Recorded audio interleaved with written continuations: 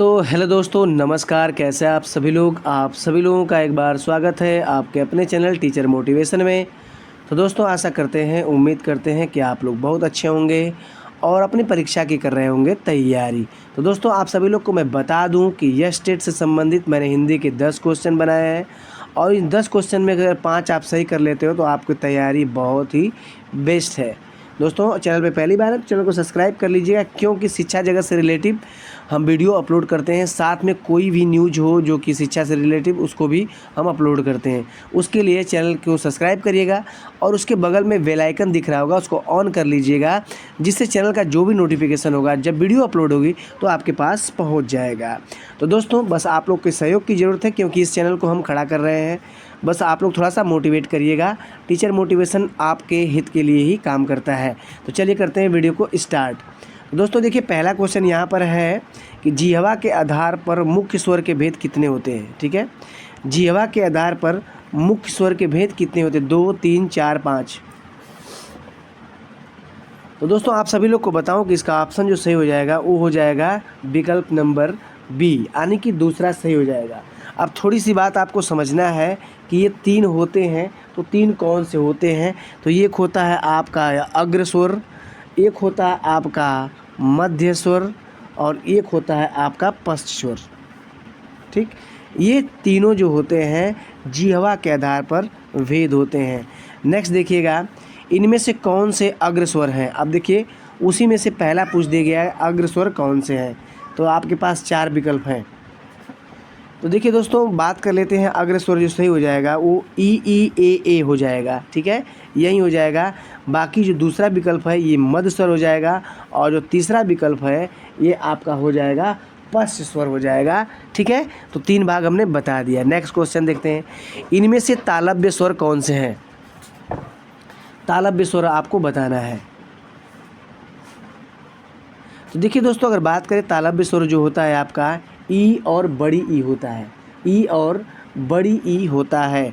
अगर वहीं पार कर लेते हैं और जो है तो आपका मध्य स्वर है। सी जो आपका विकल्प दिया गया है ये वोष्ठ है और वहीं ए और ए दिया गया है ये कंठ और तालव्य है। थोड़ी सी बात को हमारे सुनेंगे तब भी आपको याद हो जाएगा। नेक्स्ट क्वेश्चन देखते हैं, स्वर के कितने भेद होते हैं? तो देखिए दोस्तों, यहाँ पर विकल्प के हिसाब से स्वर के भेद पूछा गया है, तो ये विकल्प 3 होते हैं। और 3 कौन से होते हैं तो आप सभी लोग को पता है, बताने की ज़रूरत थोड़ी सी पड़ेगी।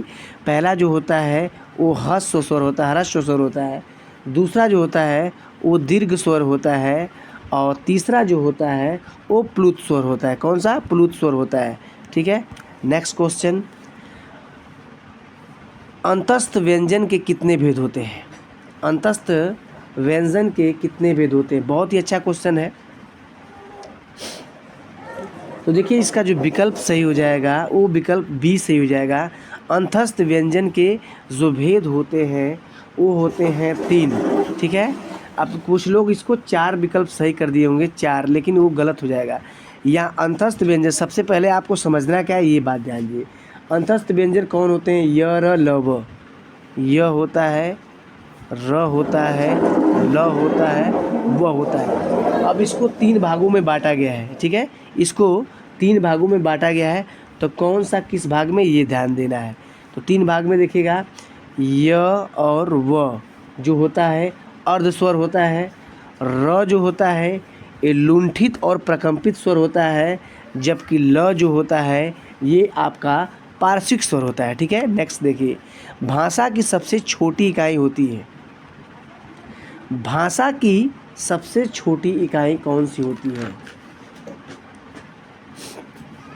तो देखिए, इसमें आपका विकल्प सही हो जाएगा। भाषा की सबसे छोटी इकाई वर्ण होती है। ठीक है, नेक्स्ट देखिए क्वेश्चन नंबर 7, वर्णमाला किसे कहते हैं? वर्ण समूह को, वर्णों के संकल्प को, वर्णों के व्यवस्थित समूह को, शब्द गणना को। तो देखिए, इसमें विकल्प जो सही हो जाएगा, वैसे तो आपको ये भी विकल्प सही लग रहा होगा और ये भी विकल्प सही लग रहा होगा, लेकिन इसमें बेस्ट क्या है? तो देखिए, जो सबसे बेस्ट होगा वो विकल्प सी हो जाएगा। वर्णों के व्यवस्थित समूह को कहते हैं। ठीक है, नेक्स्ट क्वेश्चन, प्रकम्पित व्यंजन इनमें से कौन सा है? जो मैंने बताया था वही चीज़।